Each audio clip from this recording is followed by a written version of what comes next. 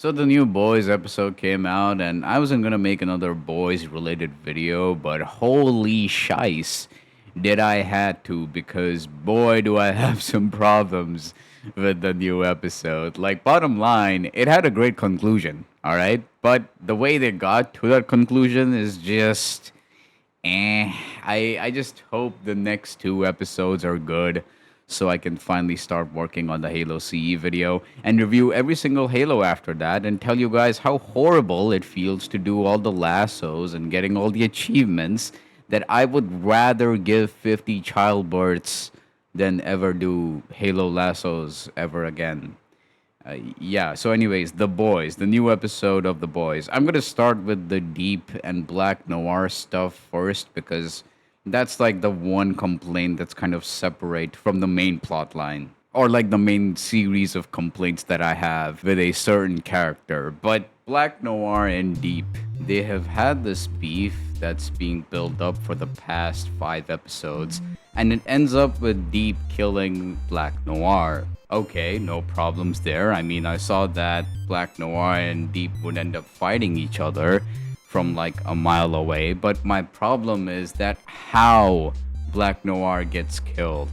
He gets strangled and stabbed by the Deep. Let me remind you that just in the previous season, Black Noir tanks a full shotgun shot at close range that does hit his chin if you look closely. You know, the same spot where Noir was stabbed with a normal ass knife, and also tanks multiple shotgun shots and minigun bullets. Yeah, a normal ass knife should not be able to penetrate Noir's body, irrespective of whoever is holding the knife. It's like if Thrag from Invincible held a knife and tried to stab Noir. The knife would still break because the knife is not strong enough for Noir, even though Thrag can just punch through Noir easily because he's way too strong. Durability and strength of a weapon doesn't changes depending on the person holding it.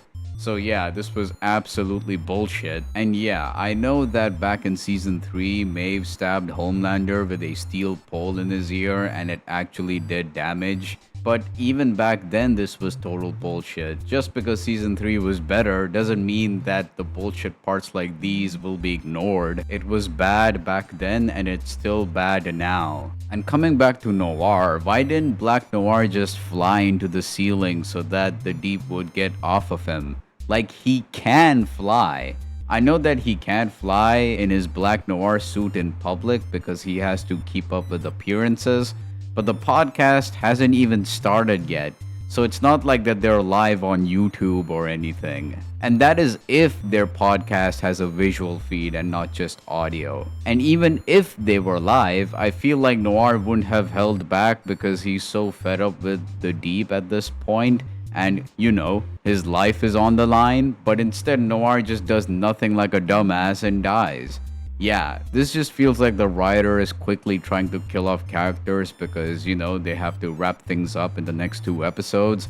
So they're just killing characters off, which isn't a bad thing, you know, it's something that Stranger Things Season 5 should have done, but they're doing it so haphazardly instead of doing it with careful consideration and thinking before writing. In short, it's rushed and Noir's death is stupid. Also, did they throw out the narcolepsy thing that Noir had in season 4? I don't think they even acknowledged Noir's narcolepsy in season 5, not even once. But anyways, back to Sage. So just in my previous video where I ranted about how Sage's character is so terribly written for 17 minutes straight, you can check it out. But in that video, I mentioned how Sage wasn't working on the V1 herself and Homelander didn't assign her to a lab personally.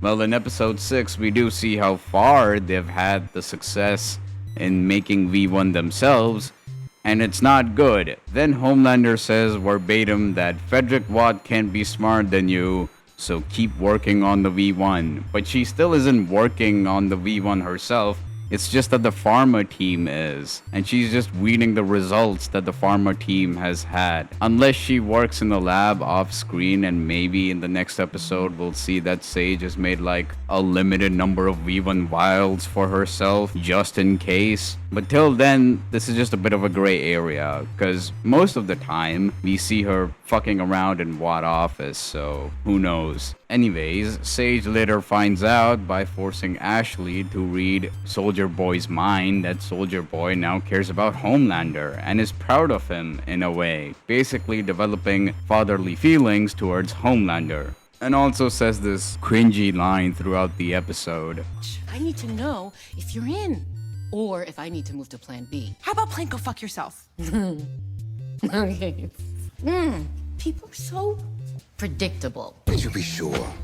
Because people are fucking predictable.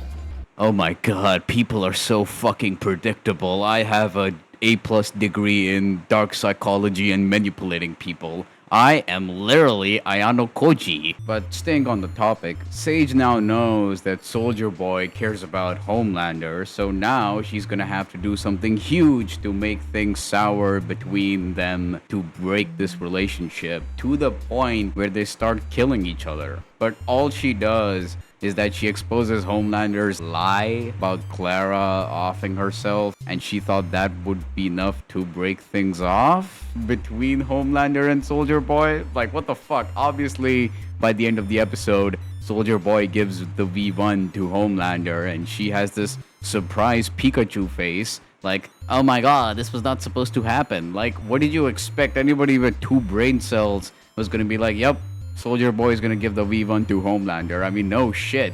Did you really think that was gonna like be enough to break the relationship between Soldier Boy and Homelander? Like, that little stunt that she did was only good enough to sour things between Homelander and Soldier Boy for like a while, but it's not good enough to break that relationship between Soldier Boy and Homelander at this point in time. So yeah, I just don't understand why Sage is at all surprised by this outcome.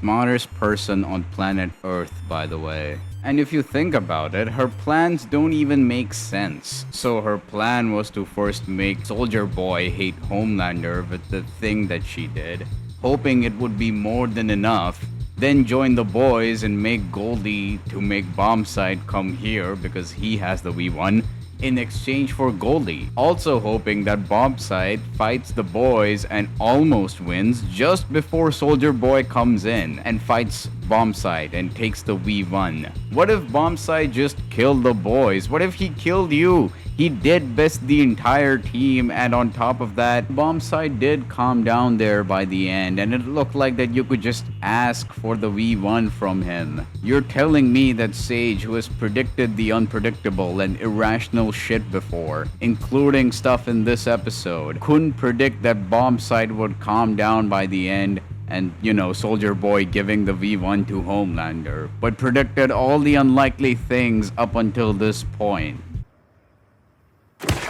Another thing that ends up happening is when Homelander finds out from Legend that Goldie used to sell Watt Alert necklaces, meaning Watt Alert necklaces are public knowledge and have televised ads. Homelander ends up using this information to track down Goldie. So you're telling me that not Butcher or MM or Frenchie or Kimiko, who is the biggest fan of Goldie, never came across this ad and aren't aware of the existence of said necklace? For fuck's sakes, the necklace literally says Watt Alert. You have got to be fucking kidding me. It's not even hidden that well, it's just on her neck. You know where usually necklaces are? I guess the boys have lost all of their IQ, because if this was season 1, Frenchie and the gang would not be so casual with dealing with Soups. Watt plants trackers on Soups all the time.